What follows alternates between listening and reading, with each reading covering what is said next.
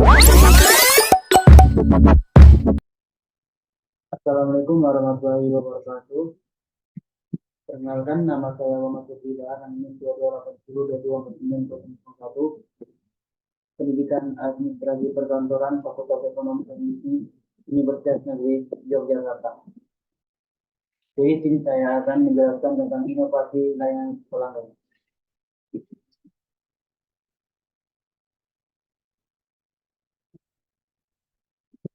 Adapun topik pembahasannya, yang pertama ada pengertian inovasi layanan pelanggan, yang kedua ada pentingnya layanan pelanggan, yang ketiga ada strategi layanan pelanggan, yang keempat tantangan dan peluang, dan yang terakhir ada kesimpulan. Jadi apa sih itu inovasi layanan pelanggan? Jadi inovasi layanan pelanggan adalah proses atau upaya untuk menciptakan dan menerapkan solusi baru, baik itu ide, teknologi, atau proses yang bertujuan untuk meningkatkan kualitas layanan yang diberikan kepada pelanggan. Hal ini melibatkan pemahaman mendalam tentang kebutuhan dan preferensi pelanggan serta berbagai metode untuk memenuhi atau bahkan melampaui ekspektasi mereka.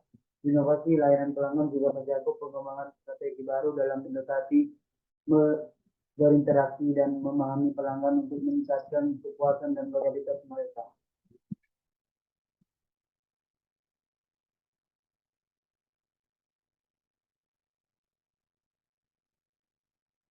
Pentingnya layanan pelanggan. Yang pertama adalah membangun loyalitas pelanggan. Layanan pelanggan yang baik membantu membangun loyalitas pelanggan. Ketika pelanggan merasa dihargai dan didukung, mereka cenderung tetap setia terhadap merek atau perusahaan tersebut. Yang kedua ada meningkatkan retensi pelanggan. Layanan yang berkualitas tinggi dapat membantu meningkatkan preferensi pelanggan.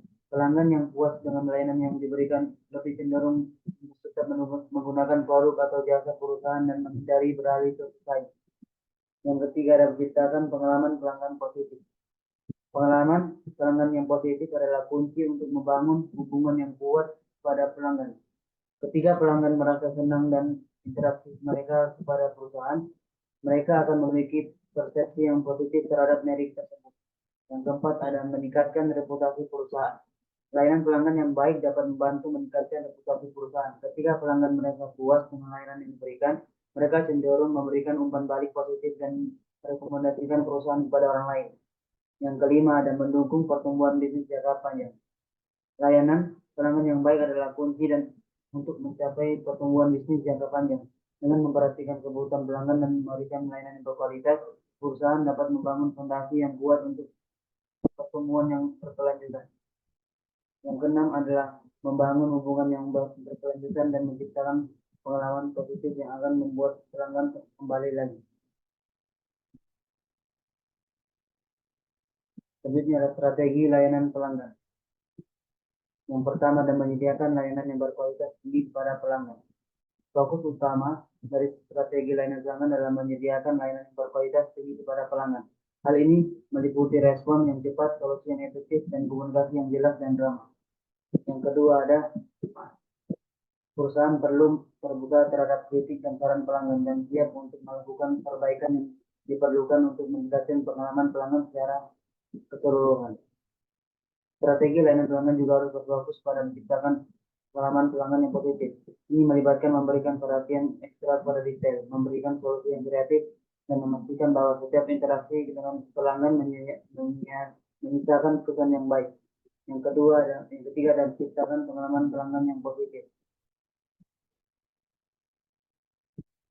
Penting menjadi responsif terhadap kebutuhan dan kekhawatiran pelanggan. Ini berarti menjawab pertanyaan dan permintaan pelanggan untuk cepat serta memberikan bantuan yang diperlukan dalam waktu yang sesuai. Yang keempat ada memprioritaskan pembangunan hubungan jangka panjang dengan pelanggan. Strategi layanan pelanggan harus memprioritaskan pembangunan hubungan jangka panjang dengan pelanggan. Ini melibatkan membangun kepercayaan, komunikasi yang terbuka, dan menunjukkan kepada pelanggan bahwa perusahaan peduli tentang kepuasan mereka. Selanjutnya ada tantangan dan peluang. Era digital telah membawa perubahan besar dalam dunia bisnis. Pelanggan memiliki akses ke informasi yang lebih banyak dan pilihan yang lebih beragam. Hal ini membuat manajemen pemasaran dan layanan bisnis menjadi semakin penting untuk mencapai kesuksesan. Adapun tantangan dan peluang sebagai berikut. Yang pertama ada tantangan umum,